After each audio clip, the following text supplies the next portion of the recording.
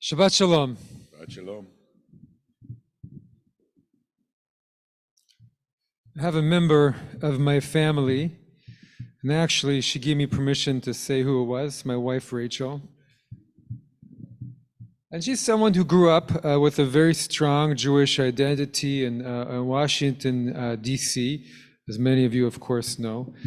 But not a particularly strong religious identity. After her bat mitzvah, she did not return much to the synagogue, and traveled to Israel after her bat mitzvah, but did not have a particularly strong Zionist identity. And as the years went on, became less connected to her Jewish religious identity and actively part of a community until she met me. But something happened after October 7th, and she giving me permission because of how powerful this has been in her life, that almost there's a part of her Jewish being that was suddenly awoken then, and almost she's told me as if it said, "Oh, I'm Jewish," in a whole other way, and that she's been eating up books and all kinds of going down all kinds of paths of discovering what this means for her in her life, and almost not as if she herself chose it, but it chose her at this moment. And I think this is a period where a lot of people are feeling this, feeling I'm Jewish in a way that I didn't quite feel before. And many people, especially among the younger generation, many parts of their identity and part of our postmodern world is you put on one identity one day and you put it back in your pocket, and then you put on your other identity, and you change from one to the other. I think for many Jewish people have realized that this is an identity that is now at their core, and one they can't just put on and take off. And there's so many people I've spoken to over the last months that I myself did not know how important their Jewish identity was to them, but I've seen them, how concerned they are, not just in a outward way, but such a deep, profound inner way with what is happening. Anti-Semitism, what's happening in Israel, becoming so involved in our community. And it's an incredible joy and humbling process to watch. And it's not just my own observations, but I read an article a few weeks ago by Yehuda Kurtzer from the Shalom Hartman Institute, really one of the great modern analysts of our American Jewish society. And he talked about what he used to refer as to the messy mainstream of American Jews, politically and religiously very liberal, and with an incredibly wide variety of how we observe and walk in the world as Jews and express our Judaism, how important it is in their households, and such different affiliation rates, and who for long years have had deep disagreements about almost everything. Boundaries between Jews and non-Jews, how to behave, how much politics enters our Jewish life or not. And yes, connection to Israel and connection to organized Jewish life that's eroded so much over the last few years. And so Yehuda Kurtzer used to call them the troubled committed but troubled by the whole venture. And there was a great worry that this messy mainstream would drop off from actually continuing on Jewish life. And now since October 7th, he wrote that there are signs that they are beginning to come back to synagogues and are going to events. And as a response to what he says is a world that does not take Jewish trauma and pain seriously. And this is happening to all ages. And looking at historically, he said it's a previous journey the American Jews made in the 60s and 70s from the universal back to the particular, in that swing of the pendulum, the big tent coming back. So in my mind, this is a period of awakening to what it means to be Jewish. It's also an awakening to our Jewish fate, and in some strange way to this idea that we call Jewish chosenness, for good and for worse. As I've spoken to so many people, we suddenly feel like our parents or our babis and zaydis, and where we can actually now ourselves say with full authenticity, why couldn't you choose someone else for a change? And somehow this whole fate, this idea is very powerfully bound up in our parsha. As we read of the whole story of Joseph and how he goes about the journey of his life. So Joseph, the second youngest son of Jacob, who has these dreams, these wonderful dreams, first of 11 sheaves of wheat who bow down to him as older brothers. Don't take too kindly when he tells them the dream. And then another dream of even his father and mother as a star in the moon, again 11 stars all bowing down to him. And this time even his father rebukes him and says, outrage, what, even myself and your mother bow down to you? And Joseph is unloved by his brothers because of it.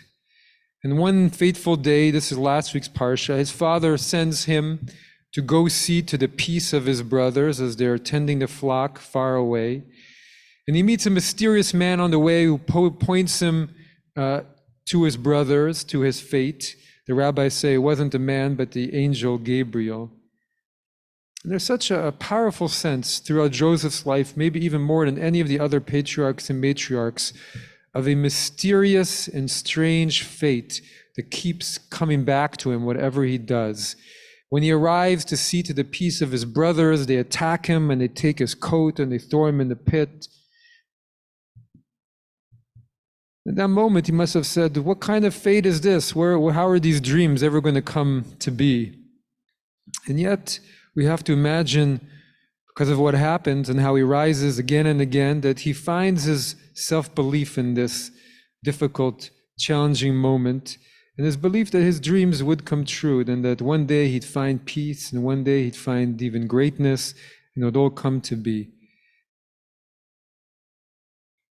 But it's not the end of his story. And again, he falls and has so many trials, so many difficulties. He rises and he becomes a head slave to his Egyptian master. And then the story is mentioned of his wife, the Egyptian minister's wife, who frames Joseph when he rejects her, and he ends up in jail again. And in jail, he rises again and he becomes the head of all the prisoners.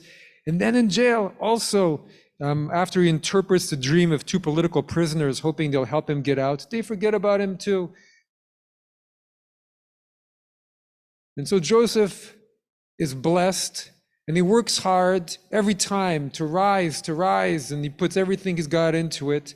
But somehow this strange fate keeps coming back and puts him back into the pit, puts him back into the sadness. What can he do? We can imagine all he does as he tries to hold on to who he is, to his self-belief, and to the dreams that have guided him his whole life. And then the miracle of his story that we read in our parsha this week, and his stories are the longest in the book of Genesis, is that after having gone the darkest moments of his life, 2 years in jail, abandoned, he's vindicated for all of his faith, and suddenly out of nowhere he rises and he becomes Pharaoh's minister.